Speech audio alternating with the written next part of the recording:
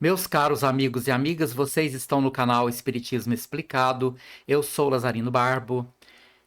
Antes de começar o nosso vídeo de hoje, eu vou te pedir que deixe aí o seu like. É muito importante o seu like para o crescimento de nosso canal. Hoje vamos dar continuidade ao estudo da mediunidade, tendo como base o livro Estudando a Mediunidade de Martins Peralva.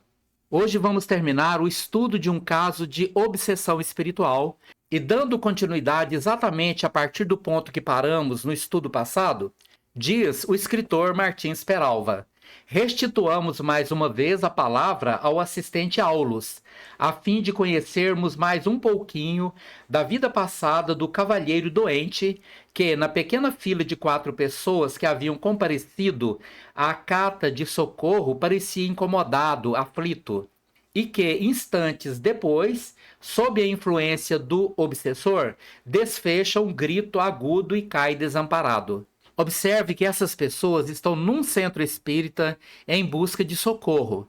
Estes acontecimentos ocorrem dentro de uma casa espírita. Acompanhemos o sofrimento do irmão ultrajado.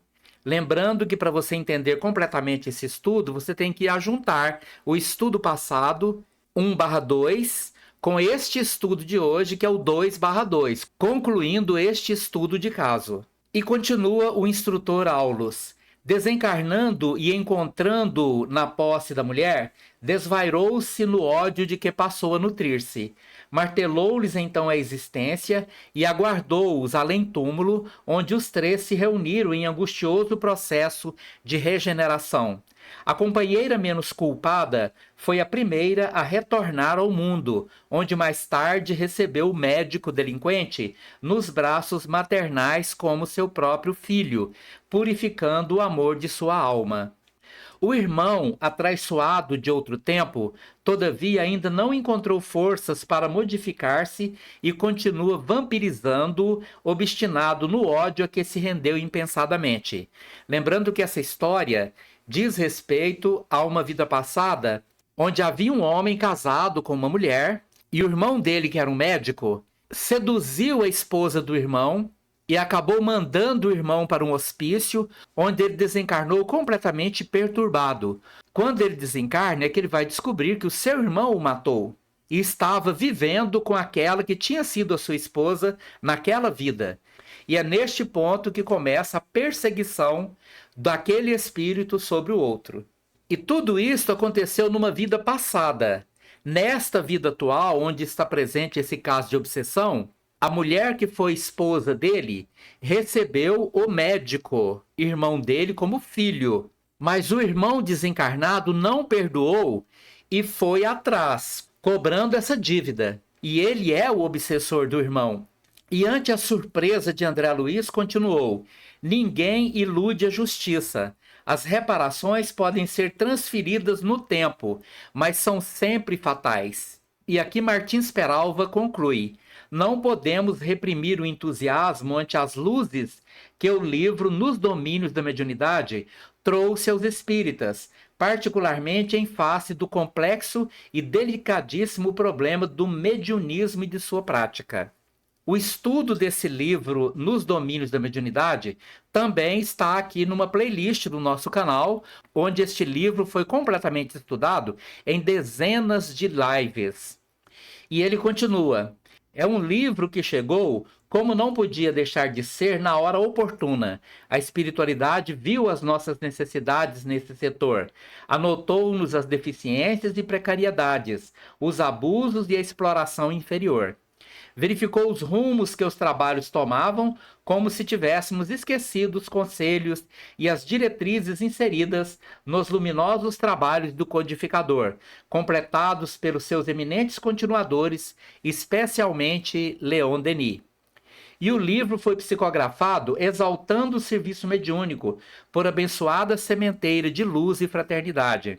É muito importante que nós estudemos o livro Nos Domínios da Mediunidade, que seja estudando o livro ou simplesmente vindo aqui na playlist do nosso canal, abrindo essa playlist e fazer todo esse estudo, porque nas lives tudo é devidamente explicado, facilitando o nosso entendimento. E o livro foi psicografado exaltando o serviço mediúnico por abençoada sementeira de luz e fraternidade, em face de problemas tão sérios que se repetem aos milhares. Saberemos todos nós, dirigentes de sessões e médiuns, ser mais comedidos em nossas afirmativas de solução para os intricados problemas com que se defrontam os grupos mediúnicos. Mesmo que se trate de obsessão simples, decorrente de transitória influenciação de espíritos desocupados, sem real expressão de maldade, a prudência e o bom senso aconselham moderação nos prognósticos de cura imediata, uma vez que o desequilíbrio do encarnado poderá acomodar o hóspede na sua casa mental por dilatado período, e quando o encarnado age dessa maneira, quem poderá garantir a eficácia do esforço assistencial? Não podemos nem devemos jamais prometer o desenovelamento de um drama complexo, cujo prólogo se perde na noite dos séculos ou dos milênios.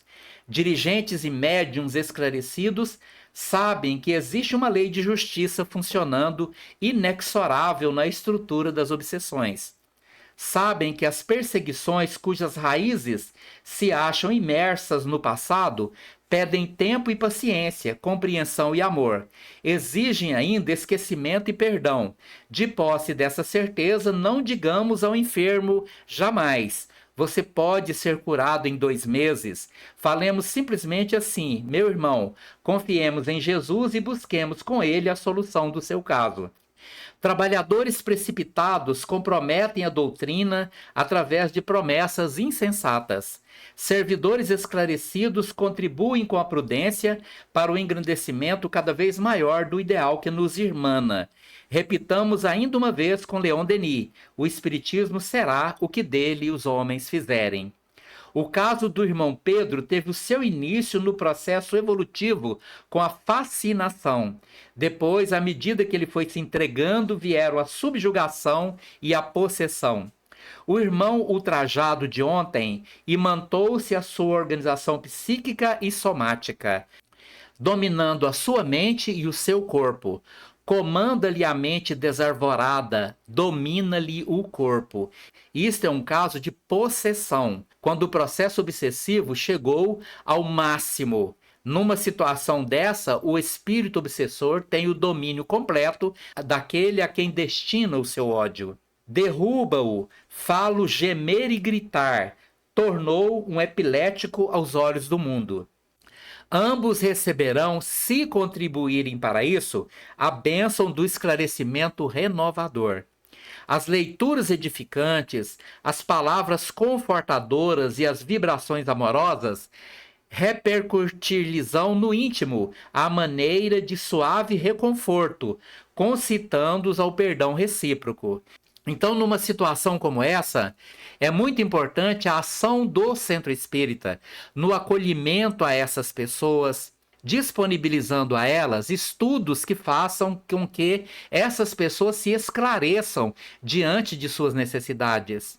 Sem o esclarecimento, sem a adesão, principalmente do encarnado Pedro, ele precisa aderir ao tratamento. Se ele não aderir, ele não consegue absorver os benefícios da ação que ele precisa ter para que ele quebre os vínculos que o ligam ao espírito obsessor. É necessário que ele mude a sua atitude, que ele transforme a sua vida, seja uma pessoa mais equilibrada, mais amorosa, mais espiritualizada, para que aquele espírito perca o domínio que tem sobre ele. Por isso ele diz: ambos receberão se contribuírem para isso. Se.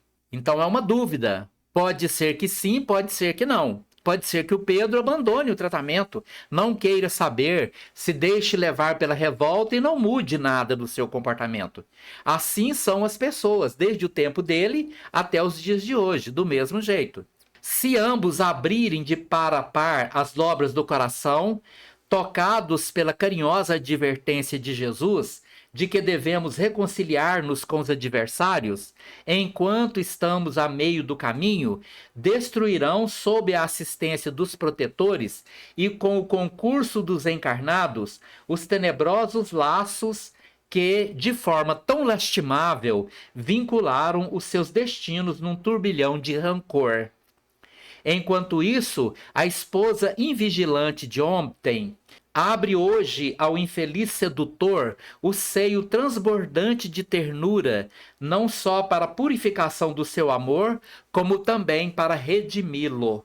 Então, meus prezados irmãos e irmãs, lá no capítulo 9 do livro Nos Domínios da Mediunidade, onde tem esse caso, André Luiz pergunta: o que vai acontecer a partir daqui? Esta encarnação, com a mãe recebendo o antigo amante na condição de filho, com o irmão dele obsediando, tem garantia de sucesso absoluto? Podemos afirmar com certeza absoluta, não tem. A única garantia é que, se estas pessoas se envolverem nas mudanças necessárias à conquista de valores mais elevados em suas almas, aí sim dará certo. Caso contrário, podem até aumentar a mágoa, o ódio, o rancor e retornarem ao plano espiritual da mesma forma que vieram para este mundo. Não há possibilidade de que alguém evolua outra pessoa, transforme alguém. É preciso que eu busque para que a porta se abra para mim. É preciso que eu peça para que eu possa obter. Isso significa a adesão das pessoas às terapias diversas, que envolvem, num caso desse, psiquiatra, tratamento espiritual, trabalho de desobsessão, mudança do comportamento através da religiosidade. Então são valores que precisam estar associados para que algo assim tão terrível tenha um fim. Muito obrigado pela sua atenção. Se você gostou desse vídeo, deixa aí o seu like. Muito obrigado por você estar aqui conosco.